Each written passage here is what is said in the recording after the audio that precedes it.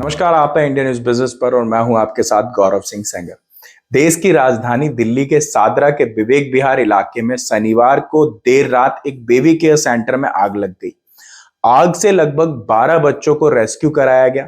इस पूरे अग्निकांड में बचाए गए 12 में से 6 नवजात बच्चों ने दम तोड़ दिया, जबकि एक बच्चा जो था वो पहले से ही मौत हो चुकी थी। उस बच्चे की 7 नवजात बच्चों की टोटल मौत हो चुकी है इस पूरी घटना में। इसमें से अगर 5 बच्चे जो बचे हुए हैं वो अभी भी अस्पताल में हैं और जिंदगी और मौत के बीच में लड़ रहे हैं, और इनमें से भी एक की हालत जो है वो बहुत ज्यादा गंभीर बताई जा रही है। इस पूरे मामले में अधिकारियों ने बताया कि 12 नवजात शिशुओं को इमारत से बचाया गया, लेकिन 6 बच्चों ने अस्पताल में इलाज के दौरान दम तोड़ दिया, जबकि एक बच्चे को मृत निकाला गया था। 5 का अस्पताल में इलाज चल रहा है, उनमें से एक की हालत गंभीर बनी हुई है। आग लगने का कारण अभी तक नहीं पता चल पाया है। जानकारी के अकॉर्डिंग अगर हम बात करें तो ये पूरा मामला 11:32 में दिल्ली के सादरा इलाके IIT block B Vivek Vihar में एक बेबी केयर सेंटर में आग लगने की सूचना मिलने के बाद सामने आई। सूचना मिलते ही दमकल विभाग के 16 गाड़ियां मौके पर पहुंच गई। दमकल विभाग के अकॉर्डिंग अगर हम बात करें तो चाइल्ड केयर सेंटर में बच्चे और स्टाफ मौजूद थे। मौके पर पहुंचे दमकल कर्मी इमारत में फंसे स्टाफ और नवजात बच्चे को बचाने में जुट गए। देर रात तक सभी का रेस्क्यू कर लिया गया। एक नवजात बच्चा मृत मिला था, जबकि बचाए गए 12 बच्चों को अस्पताल में भर्ती करा दिया गया था। दमकल विभाग के निदेशक अतुल गर्ग ने बताया कि भूतल यानी कि बेसमेंट समेत 3 मंजिला इमारत पूरी तरीके से आग की लपटों से घिर गई थी। इमारत के बाहर खड़ी एक वैन भी पूरी तरीके से जल चुकी थी। मौके पर हाहाकार के बीच दमकल कर्मी तुरंत आग बुझाने में जुट गए थे। बेबी केयर सेंटर में आग लगते ही मौके पर अफरा तफरी मच गई। शोर शराबे के बीच आसपास के रहने वाले लोग मदद के लिए आगे आए। देखते ही देखते आग ने पूरी बिल्डिंग को अपने चपेट में ले लिया था, लेकिन आसपास के लोगों ने पुलिस और दमकल विभाग के साथ मिलकर बिल्डिंग की पीछे की साइड से खिड़कियां तोड़ी और किसी तरीके से वहां से नवजात बच्चों को एक एक करके निकाला। अब इस पूरी घटना को लेकर राष्ट्रपति द्रौपदी मुर्मू और दिल्ली के सीएम अरविंद केजरीवाल ने सोशल मीडिया प्लेटफॉर्म एक्स पर पोस्ट करके दुख जताया है। साथ के साथ सीएम केजरीवाल ने आश्वासन दिया है कि इसके पीछे जो भी रिस्पॉन्सिबल लोग होंगे उनको बख्शा नहीं जाएगा, और इसके अलावा जो भी पीड़ित परिवार है उनको पूरी तरीके से जो भी मदद हो पाएगी वो प्रोवाइड की जाएगी। तो ये थी कुछ इंफॉर्मेशन जो हमने आपके साथ शेयर की, लेकिन इस इंफॉर्मेशन में एक सबसे बड़ा सवाल ये आता है कि इस पूरी घटना के लिए रिस्पॉन्सिबल कौन ठहराया जाएगा। ये तो इंसिडेंस हो चुका है, अब इसके बाद कार्रवाई की जाएगी। क्या इस तरीके के इंसिडेंट्स को होने से पहले ही नहीं रोका जा सकता था?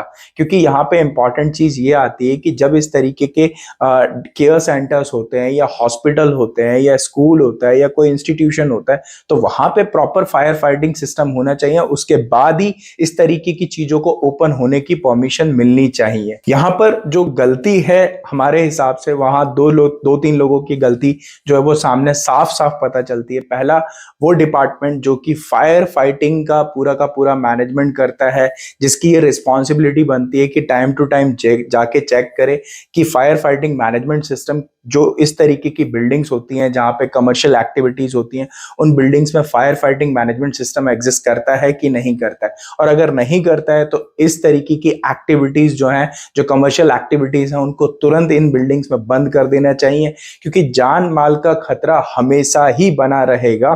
कभी भी ये चीज रिजॉल्व नहीं हो सकती है। इससे पहले भी एक खबर सामने आई थी जहां पे कोचिंग सेंटर्स में आग लग गई थी, वहां पे भी कुछ बच्चों की मौत हुई थी।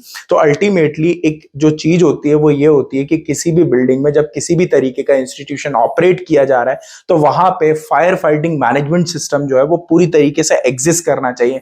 एक ऐसा सिस्टम एग्जिस्ट करना चाहिए जहां पे हल्की सी भी अगर आग लगे तो fire fighting management system automatically activate हो जाए और जो प्रॉब्लम है उसको बड़ी होने से पहले ही शॉर्ट आउट किया जा सके।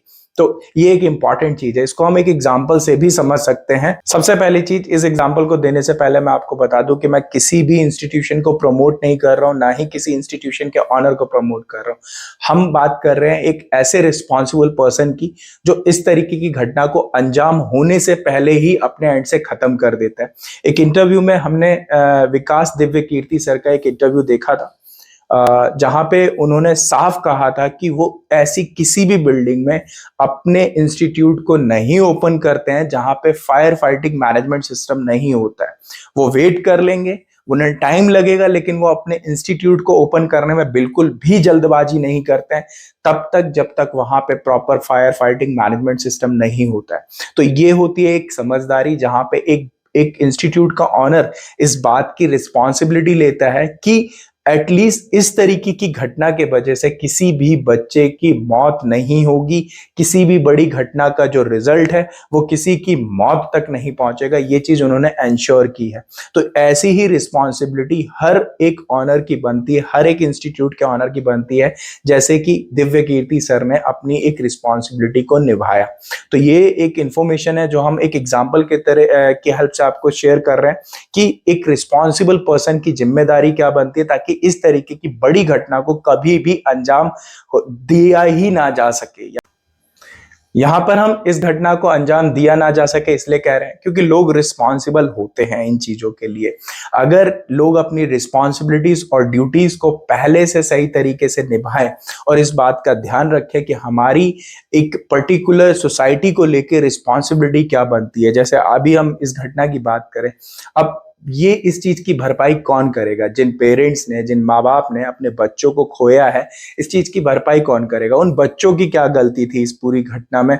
जो बच्चे अभी सिर्फ बोलना भी नहीं शुरू कर पाए, बहुत दूर की बात है, उन बच्चों ने अपने माँ बाप की तरफ देख भी नहीं पाया होगा और वो इतनी बड़ी घटना का शिकार हो गए और बहुत कम टाइम पीरियड में, बहुत कम समय में उनकी मौत हो गई। और इसके लिए कोई बीमारी जिम्मेदार नहीं है, इसके लिए उनके माँ बाप जिम्मेदार नहीं है, ऐसे इंस्टीट्यूशन जिम्मेदार हैं जिन्होंने माँ बाप से पैसा भी लिया और उसके बाद उन्होंने अपने बच्चों की जान भी गंवा दी। तो ये थी कुछ इन्फॉर्मेशन जो हमने आपके साथ शेयर की।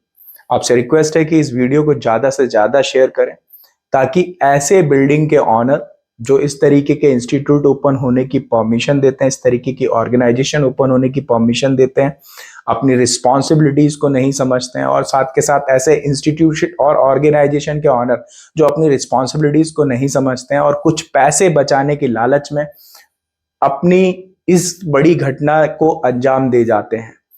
भले ही उन्होंने ऐसा कुछ ना किया हो, लेकिन रिस्पॉन्सिबल वो भी इक्वली हैं, क्योंकि एक फायर फाइटिंग मैनेजमेंट सिस्टम जो है वो बहुत ज्यादा इंपॉर्टेंट होता है। तो आपसे रिक्वेस्ट है कि इस वीडियो को शेयर करिए, लाइक करिए, चैनल को सब्सक्राइब करिए ताकि हम मोटिवेट होते रहें इस तरीके की इंफॉर्मेशन और वीडियोस आपके साथ शेयर करने के लिए।